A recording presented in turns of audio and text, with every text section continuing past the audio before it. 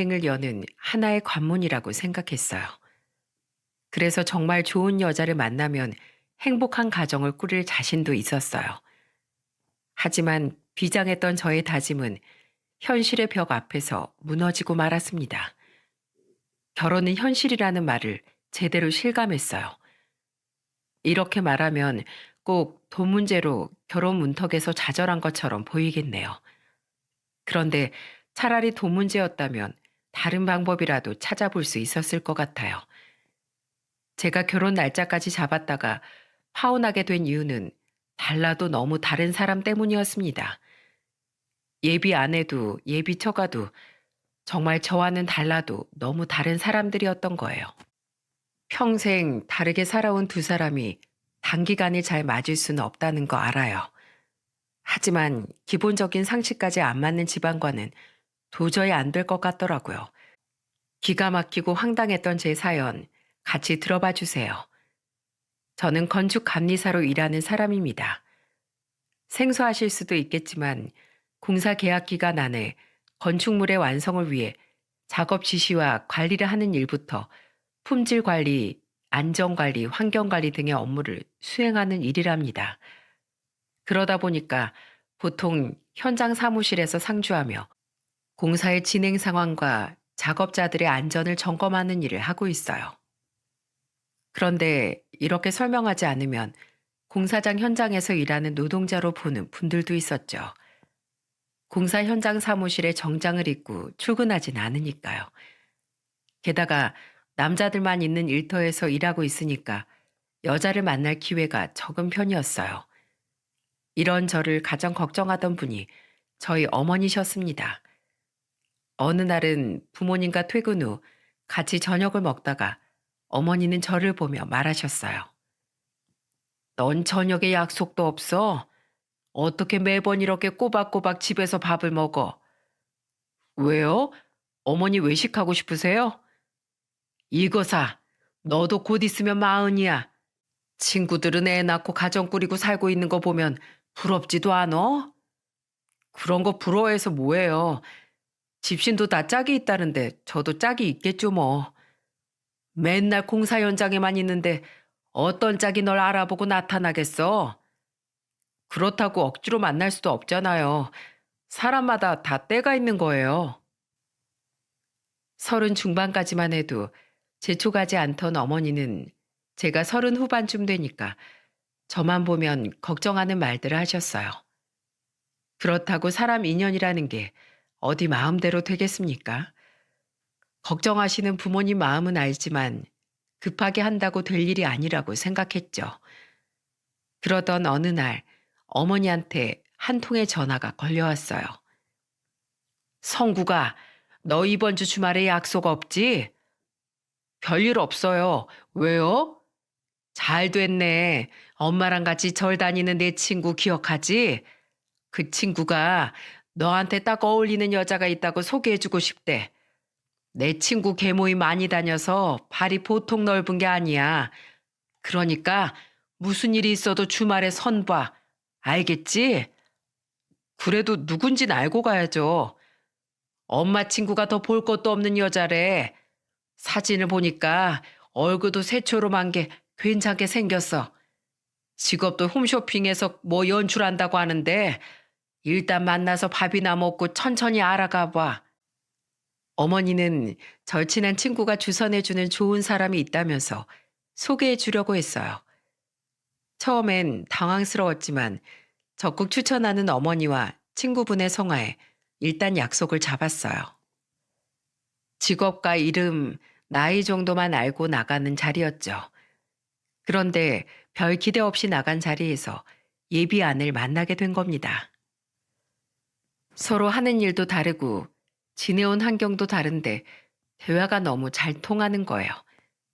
특히 저의 직업을 잘 헤아려주는 모습이 참 좋았어요. 그때 예비 아내는 저를 보고서 궁금한 목소리로 물었습니다. 현장 사무실에서 상주하면 목이 계속 칼칼할 것 같아요. 모래 먼지도 많고 위험한 게 많죠? 그래도 일인데 해야죠. 먼지가 많아서 목이 좀 아프긴 한데 그래도 건축물 공사가 잘 진행되는 거 보면 성취감도 들고 좋아요. 저랑 비슷하시네요. 저도 홈쇼핑 연출 일을 하다 보니까 여러모로 지칠 때가 많은데 잘 팔리는 걸 보면 뿌듯하거든요. 은근히 저랑 비슷한 점이 많으신 것 같아요. 그러게요. 일하는 분야가 이렇게 달라도 공통점이 많네요. 저보다 2살 어렸던 예비 아내는 공통점이 참 많았어요. 하는 일은 아예 달랐지만 일에서 성취감을 느끼는 게 비슷했습니다. 그래서 첫 만남에 누가 먼저랄 것 없이 서로한테 호감을 느꼈어요. 그 후 몇 번의 만남을 이어오다가 연애를 시작했습니다. 그렇게 1년 2개월 정도 만남을 이어오다가 결혼 준비까지 하게 됐어요. 특히 예비 아내는 친화력도 좋고 예의도 바른 성격이라 부모님이 가장 마음에 들어 하실 정도였습니다. 어머니의 초대로 처음 인사 왔을 때도 예비 아내는 밝은 목소리로 인사하며 말했어요. 어머님 안녕하세요. 저는 김설아라고 합니다. 어서 와요. 반가워요. 성국이한테 얘기 많이 들었어요. 초대해 주셔서 정말 감사드려요. 이건 약소하지만 제가 준비 좀 해봤어요. 빈손으로 오지 뭐하러 이런 걸 들고 왔어요. 어머님이 과일 좋아한다고 하셔서 제가 엄선된 과일로만 골라 담아왔어요. 과일도 예쁜 걸로만 골랐네. 어머니는 예비 아내의 넉살에 기분이 좋은 듯 웃으셨습니다. 그렇게 부모님과 같이 술도 한잔하면서 같이 밥을 먹었어요. 금세 가까워져서 말도 편하게 하고 정말 가족 같았습니다. 그때 예비 아내가 주방으로 가려고 하니까 어머니가 예비 아내를 보며 물었어요. 너 왜 주방으로 가? 제가 아까 가져온 과일 좀 깎아오려고요. 식사도 다 하신 것 같은데 제가 얼른 깎아올게요. 아이고, 됐어. 처음 인사 오자마자 그런 일 하는 거 아니야. 아니에요. 어머님이 차려주신 저녁 먹기만 했는데 제가 과일이라도 예쁘게 깎아올게요. 남의 집 귀한 딸 손에 벌써부터 물 묻히면 욕먹어. 그리고 내 주방인데 내가 금방 해오는 게 낫지. 저기 앉아서 얘기나 좀 더 하고 있어. 어머니는 예비 아내가 주방에 못 들어가게 막았어요. 결국 예비 아내는 다시 식탁에 앉게 된 겁니다. 그날 어머니는 예비 아내가 편히 먹고 대화할 수 있게 해주셨어요. 그 덕분에 예비 아내는 저희 집에 처음 온 날 제대로 손님 대접을 받았죠. 예비 아내가 워낙 넉살 좋은 성격이라서 분위기가 참 화기애애했어요. 그날 먼저 결혼한 여동생이 조카를 데리고 같이 왔었는데 예비 아내가 여동생을 보며 말했습니다. 아가씨는 육아하는 거 힘들지 않았어요? 저도 힘들었죠. 그때 친정마저 멀었으면 애랑 같이 울 뻔했다니까요. 정말요? 저는 친정이 전라도 땅끝 마을이라 큰일 났네요. 나중에 힘들면 어떻게 견디죠? 제가 있는데 무슨 걱정이에요. 걱정 마세요. 새언니가 힘들다고 하면 제가 바로 달려가서 도와줄게요. 우와, 진짜 엄청 든든한데요? 그럼 나중에 육아 선배님께 잘 좀 배워볼게요. 절 육아 후배로 받아주세요. 새언니 성격이 저랑 딱 맞아서 제가 잘 도와줄 수 있을 것 같아요. 여동생이랑도 금세 친해진 예비 아내는 친자매처럼 대화를 하고 있었어요. 그때 아버지도 예비 아내를 보면서 말했습니다. 새아가 걱정 마라. 친정은 멀어도 친정 같은 시댁이 있잖아. 편하게 와. 아버님, 저 정말 감동이에요. 나도 딸을 둔 아빠로서 며느리 고충은 우리 딸 고충과 같다고 생각해. 그러니까 너무 걱정 말고 언제든 힘든 건 편하게 털어놔. 감사합니다, 아버님. 제가 잘할게요. 예비 아내는 아버지의 말에 감사하다면서 말했어요. 이 정도로 예비 아내는 첫 만남부터 식구들과도 금세 친해졌습니다. 그렇게 저희는 아무런 문제 없이 결혼 준비를 시작하고 있었어요. 그리고 몇 주 뒤 상견례까지 하면서 결혼 준비가 탄탄대로였습니다. 전남에서 올라온 예비 처가 식구들과 저희 부모님을 모시고 한정식 식당에서 양가 첫인사를 나눴어요. 그때 어머니는 예비 장모를 보면서 말했습니다. 멀리서 오신다고 고생 많으셨겠어요? 아니에요. 예비 사이가 좋은 숙소를 예약해줘서 여유롭게 왔습니다. 그렇다니 다행이네요. 어떻게 오시려나 걱정했는데 오신 김에 편히 쉬다 가세요. 그렇게 걱정되시면 다음엔 전라도로 내려오세요. 그래야 공평한 거 아니겠어요? 네? 예. 다음에 기회가 되면 한번 일정 잡아볼게요. 그렇게 오고 가야 저희가 얼마나 멀리서 왔는지 알죠? 예비 장모는 방정 맞을 정도로 크게 웃었어요. 잠깐 봤으면 친화력이 좋은 분이구나 싶었을 성격이었지만 계속 대화하다 보니까 당황스러운 순간들이 많았어요. 특히 예비 장모가 깜짝 놀랄 말들을 많이 하는 거예요. 제가 처음 당황한 순간은 예비 장모가 저를 보고 뜬금없이 이런 말을 했어요. 우리 딸이 홈쇼핑에서 일하니까 난 같이 일하는 PD나 방송국 직원을 만날 줄 알았어요. 근데 어떻게 또 인연이 공사장 일꾼 중에 있을 줄 몰랐지 뭐예요. 그 순간 예비 장모의 말에 분위기가 싸해졌어요. 제 직업에 대해 잘 모르는 예비 장모가 저를 공사장 일꾼이라고 말한 겁니다. 그때 아버지가 침착한 목소리로 대답하셨어요. 제 아들은 공사장 일꾼이 아니라 건축감리사입니다. 건축감리사요? 그것도 뭐 어차피 공사장에 사는 일이잖아요. 그렇긴 하죠. 그런데 홈쇼핑도 촬영하는 감독이 있고 출연자가 있고 관리자가 있는 것처럼 공사장에서도 다 직함이 있습니다. 결혼하면 가족이 될 예비사인데 직업은 정확히 알고 있는 게 서로한테 좋지요. 예. 제가 잘 몰랐네요. 공사장에서 일한다고 하니까 다 비슷한 줄 알았어요. 제가 건축감리사 머릿속에 안 잊혀지게 잘 기억할게요. 예비 장모의 대답에 아버지는 얼떨떨한 표정을 지으셨어요. 정말 예비 장모의 말실수에 저도 진땀을 뺄 뻔했었죠. 그래도 아버지의 현명한 대처 덕분에 저는 위기를 모면할 수 있었어요. 이런 순간이 여러 번 반복되면서 결혼 날짜도 겨우 잡게 됐어요. 남들도 상견례를 이렇게 하나 싶을 정도였답니다. 그런데 예비 장모는 쉼없이 말하는 반면 예비 장인은 먹으러 왔나 싶을 정도로 밥만 먹는 거예요. 심지어 예비 장인은 저를 보면서 답답한 목소리로 물었어요. 그런데 여기는 음식을 많이 안 내오고 조금씩 나오는 거야? 먹다가 감질만 나서 못 먹겠네. 코스 요리라서 조금씩 계속 나올 거예요. 그냥 한 번에 다 가져오라고 하면 안 되는 건가? 배고픈 사람은 아주 밥 기다리다 배고파서 돌아가시겠네. 원래 이런 식당이라서 어쩔 수가 없어요. 정 그러시면 다른 요리를 하나 주문할까요? 됐네.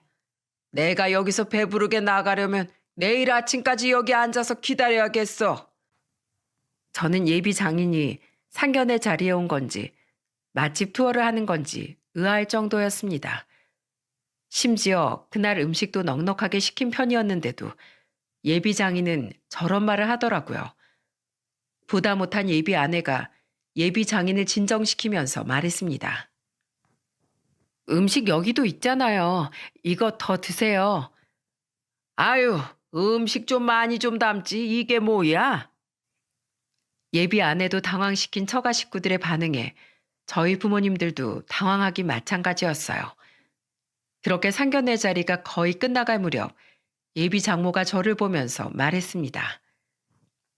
다음에 우리 집도 좀 내려와. 우리가 서울 음식 못지않게 맛있는 밥 한번 대접할게. 네, 알겠습니다. 오늘 식사가 좀 아쉬우셨어요? 음식은 맛있는데 양이 너무 적어서 그렇지. 그래도 맛있게 잘 먹었네. 끝까지 저런 말을 하는 예비 장모를 보면서 상견례가 아니라 식사를 하러 온 분들 같았어요. 그래도 결혼 준비에 대해 여러 대화를 나누긴 했죠. 하지만 어머니는 집으로 돌아오면서 저한테 걱정스러운 목소리로 말하셨어요. 너 전라도 한번 내려갈 거야? 한번 내려갔다 와야죠. 아직 못 가보기도 했고, 말씀하시니까 다녀오려고요. 그럼 갔을 때 어떻게 사는지 제대로 한번 보고 와.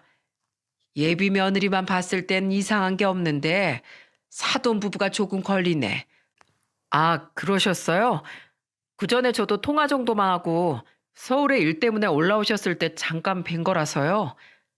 그럼 이번에 내려가서 아예 제대로 보고 와. 결혼은 절대 둘만 좋다고 하는 게 아니야. 엄마 말 명심해.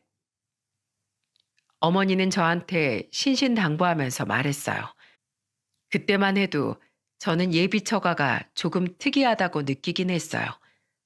하지만 어머니는 아예 제대로 보고 오라고 하실 정도로 이상함을 느끼셨던 겁니다.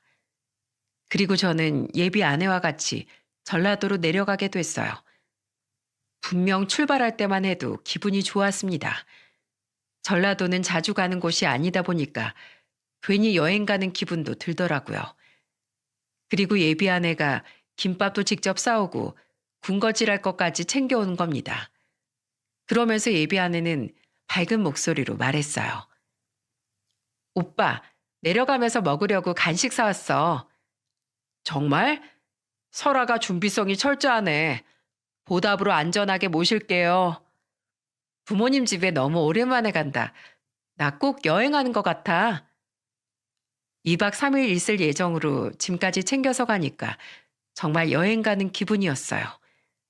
저는 들뜬 마음이 오래 갈 줄 알았습니다.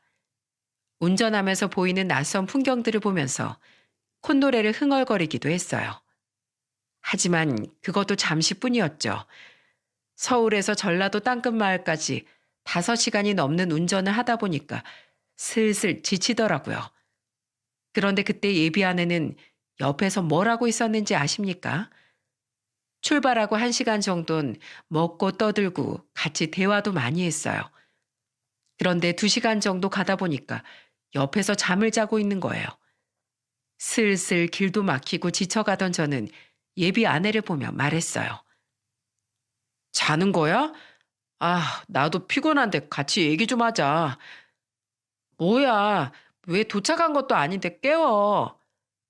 아직 갈 길도 먼데 같이 얘기 좀 해. 나도 피곤하단 말이야.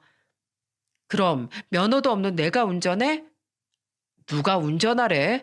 같이 얘기 좀 해달라는 거지. 그 정도는 할 수 있잖아. 아, 그럼 나 좀 자고 일어나서 같이 얘기해 줄게. 나 진짜 피곤해서 그래. 나 어제까지 야근해서 진짜 힘들단 말이야. 그리고 김밥도 직접 쌌는데 나야말로 피곤하지. 예비 아내는 피곤하다면서 옆에서 잠을 자기 시작했어요. 저도 전날까지 일했고 출발 전에는 세차까지 한다고 몸이 피곤했습니다. 그런데 면허가 없는 예비 아내 때문에 꼼짝없이 운전을 해야만 했어요. 그래도 예비 아내가 잠이 좀 깨면 말동무라도 해줄 거라고 생각했습니다. 그런데 잠시 뒤 예비 아내가 어떻게 있었는지 아십니까? 이어폰까지 끼고 의자는 아래 뒤로 눕혀서 잠을 자고 있는 거예요. 그 모습을 보자마자 저도 사람인지라 화가 나더라고요. 둘이 있는 공간에서 이어폰을 낀다는 건 아예 말 걸지 말라는 거 아닙니까?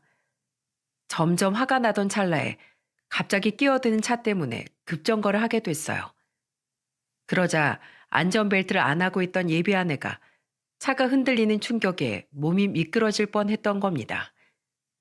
깜짝 놀란 예비 아내가 놀란 목소리로 말했어요. 뭐야, 사고 났어? 무슨 일이야?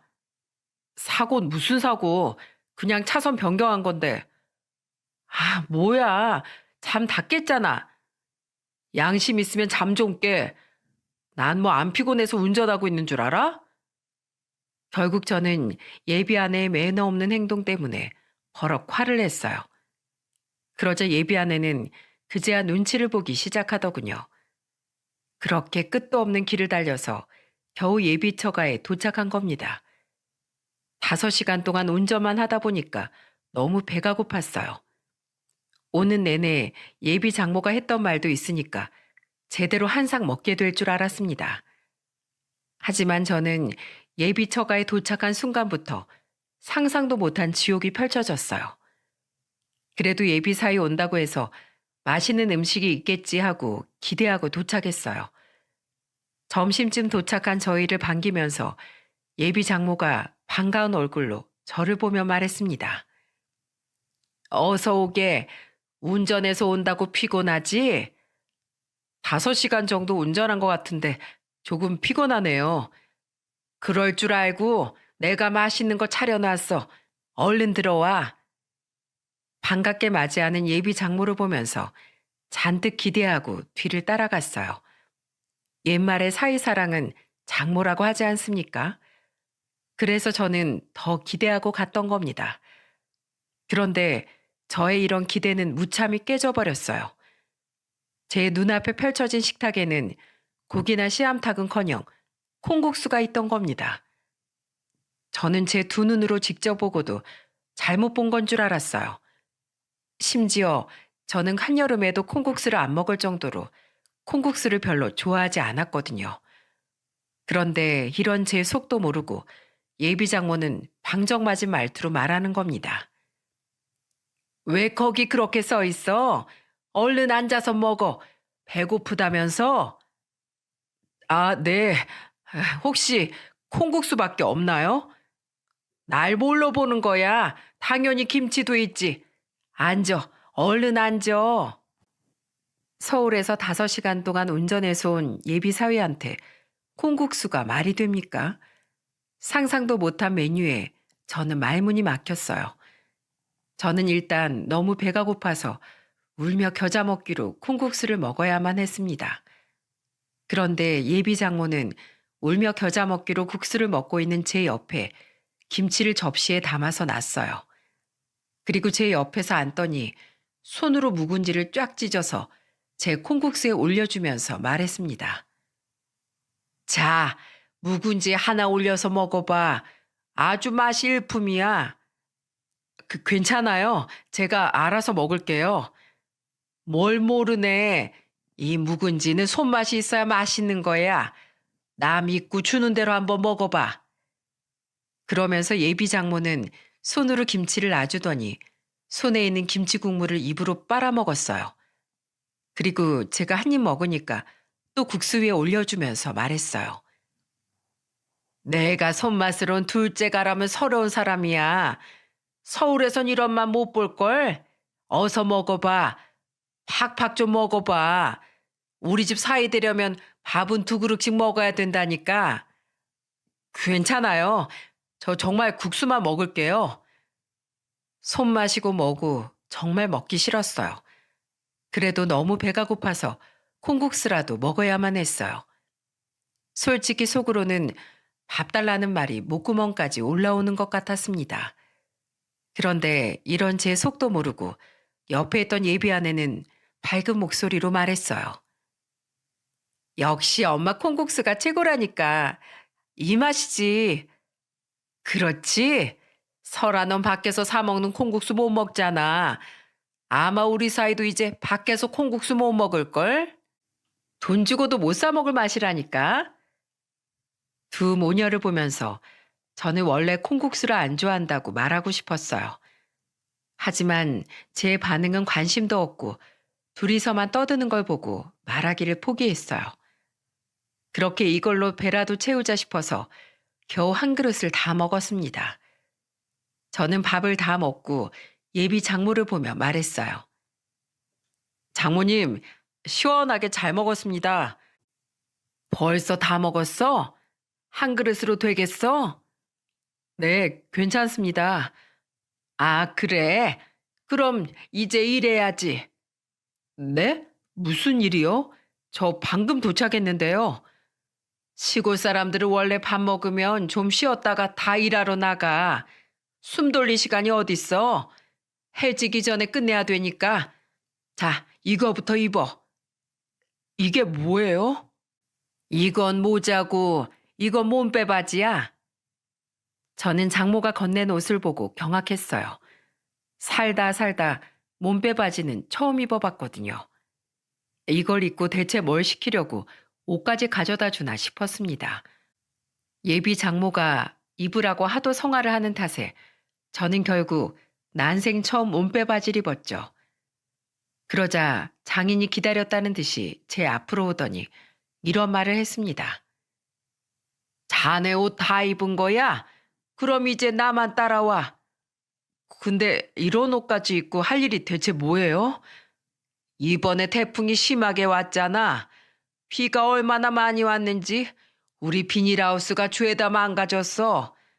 다 뜯어지고 난리도 아닌데 그거 지금 보수공사하러 가야 될 참이었네. 이걸 어떻게 하나 싶었는데 우리 예비사회가 와서 아주 든든하네. 저는 예비장인이 무슨 말을 하는 건가 싶었어요. 그런데 여러분, 비닐하우스 보안공사 해보셨나요? 저 그날 정말 땡볕에 죽는 줄 알았습니다. 더운 여름일 때라 덥기도 하고 땡볕에 정말 힘들었어요. 그런데 예비 장인은 저를 보면서 단호하게 말했습니다. 콩국수를 한 그릇 비웠으면 밥값은 해야지. 젊은 사람이 힘 아껴서 뭐 할 거야. 팍팍 좀 해봐. 아버님, 이거 아침에 해야 될 것 같은데요. 정말 너무 더워요. 해라도 없을 때 해요. 사내 놈이 칼을 뽑았으면 무라도 썰어야지. 몸빼 바지 입고서 그만하겠다는 거야? 제대로 좀 해봐. 땀을 뻘뻘 흘리는 저를 보면서 예비 장인은 계속 다그치기만 했어요. 그런데 예비 아내는 밭을 지나가면서 저를 보고 소리쳤습니다. 역시 내 예비 남편 멋있다. 우리 아빠한테 점수 좀 따겠네. 힘 좀 팍팍 써봐. 나 지금 젖먹던 힘까지 쓰고 있는 거야. 자, 내가 어깨 주물러 줄게. 파이팅! 오빠는 할 수 있어. 오늘 우리 부모님한테 점수 좀 따봐. 제 속도 모르고 예비 아내는 계속 제게 열심히 하라는 말을 했어요. 그러자 예비 장인도 쉴 새 없이 일을 몰아치는 겁니다. 저는 예비 처가에 인사하러 온 게 아니라 노예로 끌려온 줄 알았어요. 그렇게 땡볕에서 땀 뻘뻘 흘리면서 일하기를 몇 시간이 지났습니다. 비닐하우스 보안공사가 끝날 무렵 저는 바닥에 대자로 뻗어버렸어요. 온몸에 힘이 쭉 빠져서 널브러져 버린 거예요. 그런데 그런 저를 예비 장인이 그냥 둘 리가 없었습니다. 바닥에 널브러진 저를 보더니 예비 장인이 소리쳤어요. 겨우 그거 하나 하고서 쓰러진 거야? 어서 일어나. 이러다 진짜 해 저물겠어. 네? 또 무슨 할 일이 있는 거예요? 저기 가서 오리 소 있잖아. 한 9마리 있거든. 얼른 가서 소 여물 좀 주고 와. 소 여물이요? 저 소한테 여물 줘본 적 없어요. 그냥 주기만 하면 되지. 뭐가 어렵다고 빼고 있어? 1살이라도 젊은 자네가 가서 여물을 줘야지. 똑같이 일했는데 내가 더 힘들지. 내가 몸이 안 좋으니까 대신 좀 가서 여물 좀 줘. 저 진짜 꼼짝도 못 하겠어요. 소 다 굶겨 죽일 거야. 얼른 일어나. 이것만 하면 내가 소고기 줄게. 네? 소고기요? 그래. 내가 설마 자네 고기도 한 점 안 주고 일만 시키려고 불렀겠어? 얼른 가서 여물 좀 주고 와. 저는 예비 장인의 말에 소가 있는 곳으로 갔습니다. 일단 오긴 왔는데 태어나서 소 여물 주는 게 처음이다 보니까 어쩔 줄을 몰랐어요. 땀을 뻘뻘 흘리면서 핸드폰으로 검색하기 시작했습니다. 더운 여름이라 소똥 냄새가 심하게 나서 미치는 줄 알았어요. 땡볕에 일한 탓에 몸도 만신창이었던 저는 기운이 하나도 없었습니다. 소도 이렇게 대접을 받고 사는데 저는 이 집안의 예비 사위인데도 사람 대접도 못 받는 것 같았어요. 이런 제 속도 모르고 소는 제가 주는 여물을 잘도 먹는 겁니다. 음매, 음매. 제가 주는 여물을 받아 먹으면서 우는 소를 부러워하게 될 줄은 상상도 못했어요. 예비 처가에 인사 올 때만 해도 잔뜩 기대하고 왔는데 이게 무슨 꼴인가 싶더라고요. 그래도 그날 저녁은 소고기 먹을 기대에 기운이 좀 났어요. 하지만 소고기를 먹기로 한 저녁에도 참 쉬운 게 없더라고요. 예비 장인은 제 옆에 앉으면서 저를 보며 말하셨어요. 오늘 우리 사위 고생했으니까 오늘 우리 소고기 파티하는 거야. 이게 다 자네가 노력해준 덕분에 하는 거니까 많이 먹게. 예, 아버님, 잘 먹겠습니다. 소고기 먹을 생각에 잔뜩 기대하는 얼굴로 대답했습니다. 그런데 예비 장인은 저한테 집게와 가위를 건네면서 말했어요.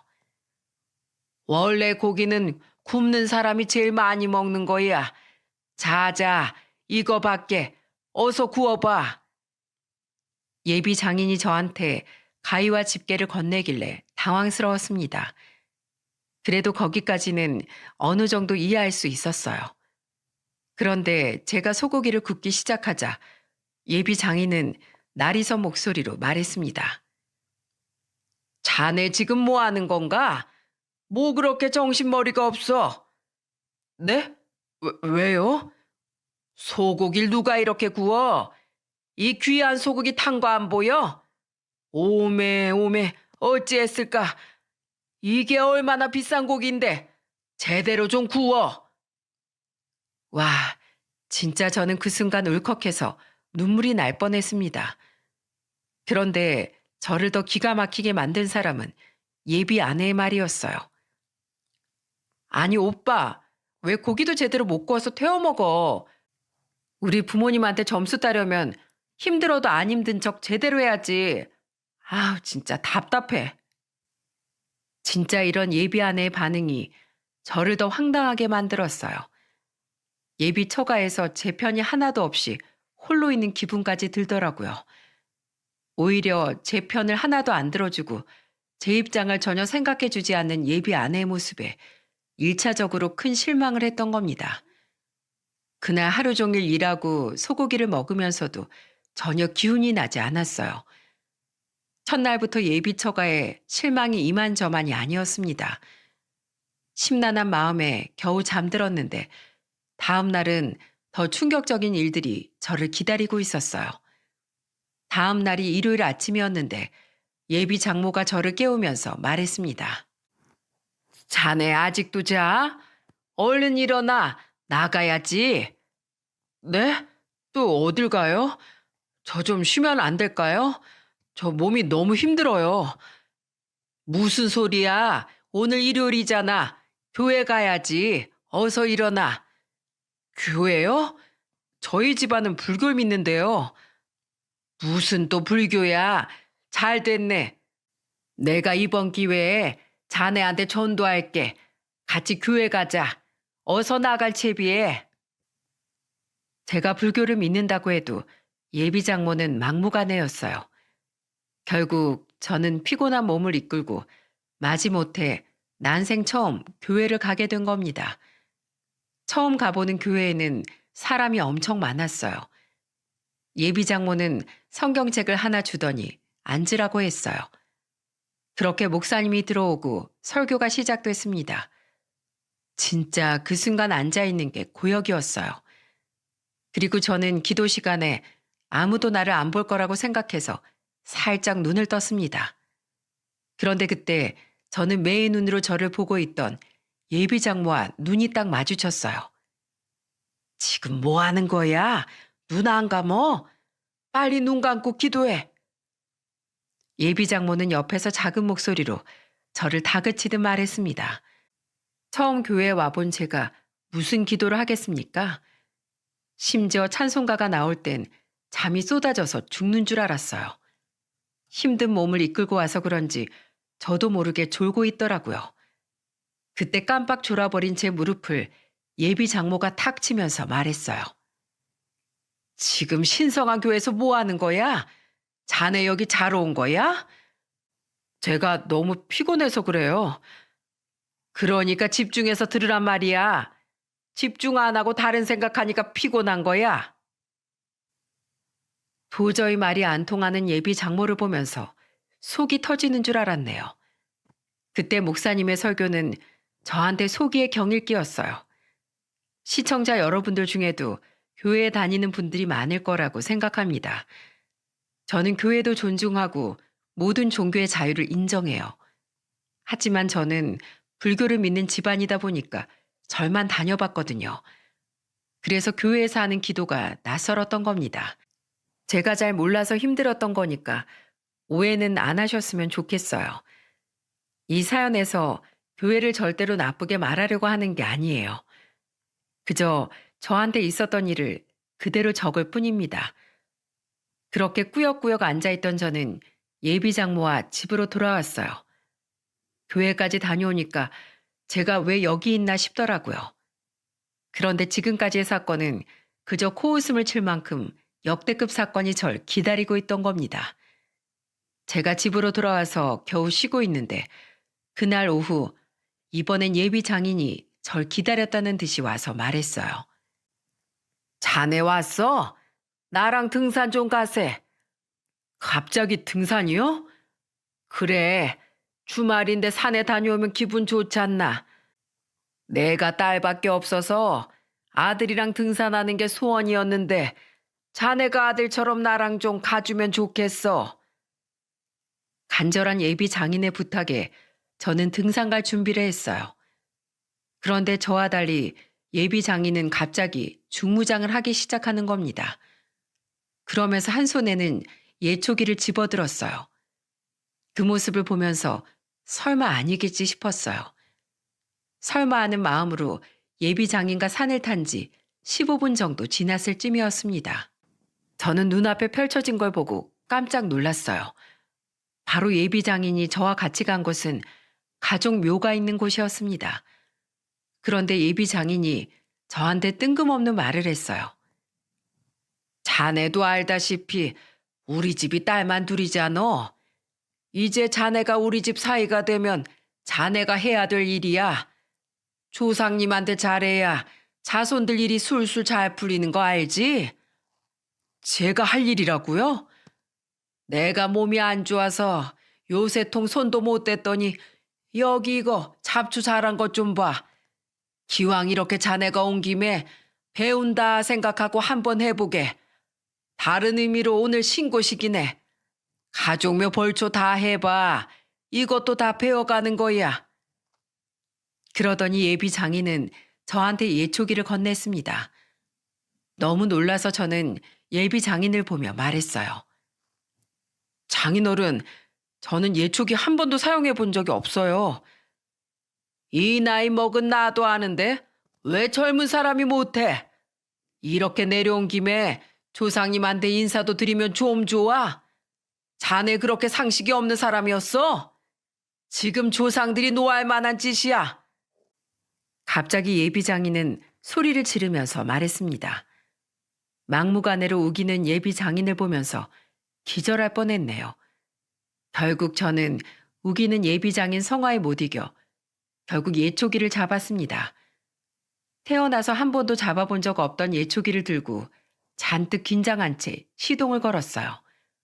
그런데 그 순간 돌 하나가 튀면서 제 얼굴에 맞은 겁니다. 깜짝 놀라서 시동을 끄고 소리치며 주저앉았어요. 아! 뭐 한 것도 없는데 벌써 끄는 거야?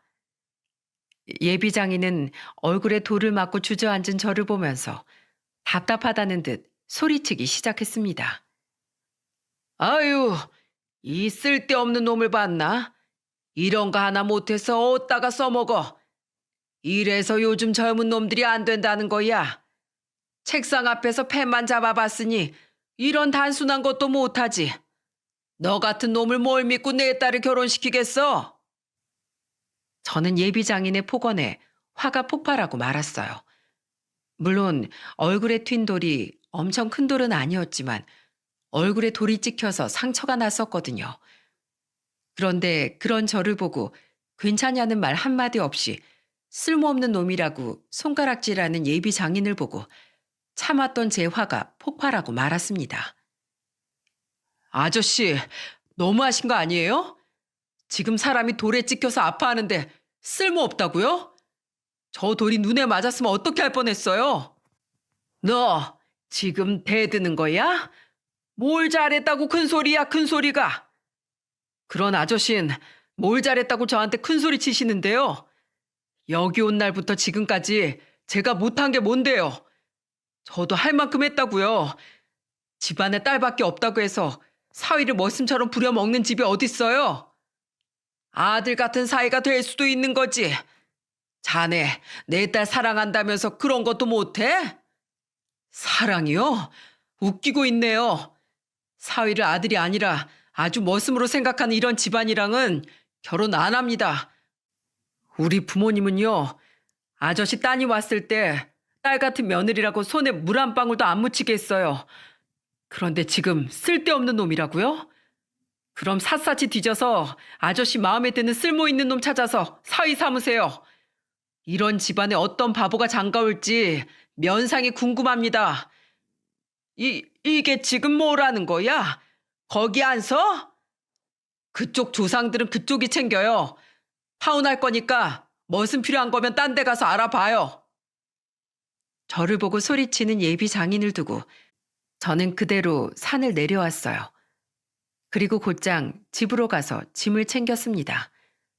대문을 벌컥 열고 짐을 챙기는 저를 보고 예비 아내가 달려와서 소리쳤어요. 오빠, 왜 그래? 지금 뭐 하는 거야? 짐을 왜 싸? 예초기는 왜 마당에 패대기 치는 건데? 야, 너도 필요 없어. 어디서 결혼도 안 한 사위한테 이런 일을 시켜? 너 우리 집에 왔을 때 우리 부모님이 너한테 일 시킨 적 있냐? 그거야 내가 할 일이 없었으니까 그랬지. 네가 할 일 없도록 우리 어머니가 다 하신 거잖아. 근데 난 여기 와서 이게 뭔데? 여기 와서 단 한 번도 제대로 못 쉬고 일만 했어. 그렇게 일했는데도 나한테 네 아빠는 왜 쓸데없는 놈이라고 하는 건데? 이 집안 머슴이 필요한 거면 다른 놈 알아봐. 알겠냐? 어떤 바보가 걸려들지 한번 보자. 벙찐 표정으로 서 있는 예비 아내한테 소리치고 저는 그 집 대문을 나와버렸어요. 그러자 다급한 목소리로 예비 아내가 달려나와서 매달렸습니다. 오빠, 왜 가? 이렇게 가면 어떡해? 그럼 나 서울 어떻게 가라고? 그건 네 사정이지. 기차 타든 버스 타든 네가 알아서 와. 너도 끝이야. 저는 그렇게 예비 처가를 나와서 짐을 싸서 서울로 혼자 와버렸습니다. 혼자 서울로 가는 걸음이 너무도 가벼웠어요. 그리고 서울로 올라온 저는 부모님께 있었던 일을 전부 털어놨습니다. 그러자 어머니는 제 얼굴에 난 상처를 보며 화난 목소리로 말했어요. 그 집안 다 미친 거 아니야? 예초기가 얼마나 위험한데 그걸 초보자한테 함부로 넘겨? 귀한 남의 집 아들 잡으려고 작정한 거 아니야? 됐어. 네가 뭐가 모자라서 머슴처럼 팔려가? 그깟 결혼 안 해도 그만이야. 엎어. 다 엎어버려. 이혼보다 파혼이 100번 나아. 폭발한 어머니는 파혼하라고 소리쳤어요.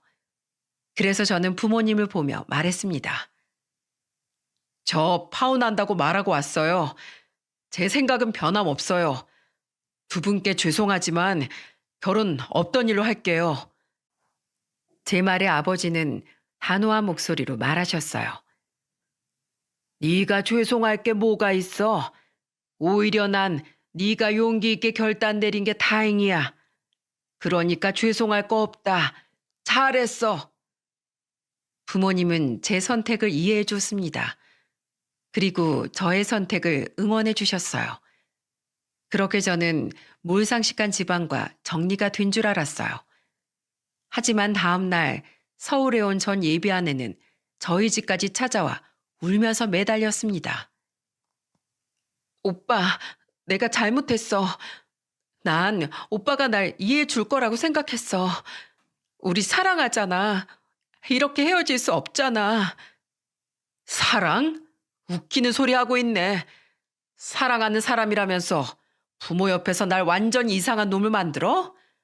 넌 사랑하는 사람이 부모한테 그런 취급을 당하고 있는데 가만 보고만 있을 수가 있냐고. 나는 너 인사 왔을 때 네가 실수해도 그거 감춰주라고 했어. 그런데 넌 어떻게 했어? 미안해. 내가 잘못했어. 생각이 짧았어. 난 오랜만에 부모님 만나서 어리광 부린 거야. 그냥 그렇게 생각해 줄 수 없어? 한 번만 내 입장에서 생각해 줘. 우리 그동안 만난 시간이 아깝지도 않아? 난 너랑 결혼하려고 했던 그 모든 순간을 후회해. 너 같은 인간 인성도 모르고 깜빡 속아서 내 발등 찍을 뻔했는데 내가 널 다시 만날 것 같아? 어리광 부리고 살고 싶으면 평생 부모 옆에 붙어서 기생충처럼 살아. 나는 너 같은 애 절대 다시 만날 생각 없으니까 가. 가라고. 저는 울면서 애원하는 전 여자친구를 뿌리쳤어요. 진짜 얼마나 거머리처럼 들러붙던지 떼내느라 진땀을 뺐습니다. 그래도 그 정도 하니까 어느 정도 알아듣고 안 나타나는 줄 알았어요. 그런데 연락은 엉뚱한 곳에서 오기 시작했습니다. 바로 전 예비 처가 식구였어요. 전 예비 장인은 저한테 전화해서 애원하며 소리쳤습니다. 자네, 제발 내 얘기 좀 들어주게. 우리 설아가 지금 식음을 전폐하고 누워있어. 아무것도 안 먹겠대. 나보고 자네를 데리고 오라고 하는데 나도 미치겠어. 그걸 왜 저한테 말하는데요? 그쪽 딸인데 알아서 하세요. 그땐 서로 죽이 잘 맞더니 이제 나한테 애원하는 겁니까? 정말 웃기는 집안이네. 나만 보면 소리치고 울고 난리야. 다 우리 탓이라고 우릴 원망하고 있어. 내가 자네한테 정말 죽을 죄를 지었네. 내가 그러면 안 됐다는 거 알아. 이제 다 알아. 그러니까 제발 우리 설아 좀 받아줄 수 없겠나?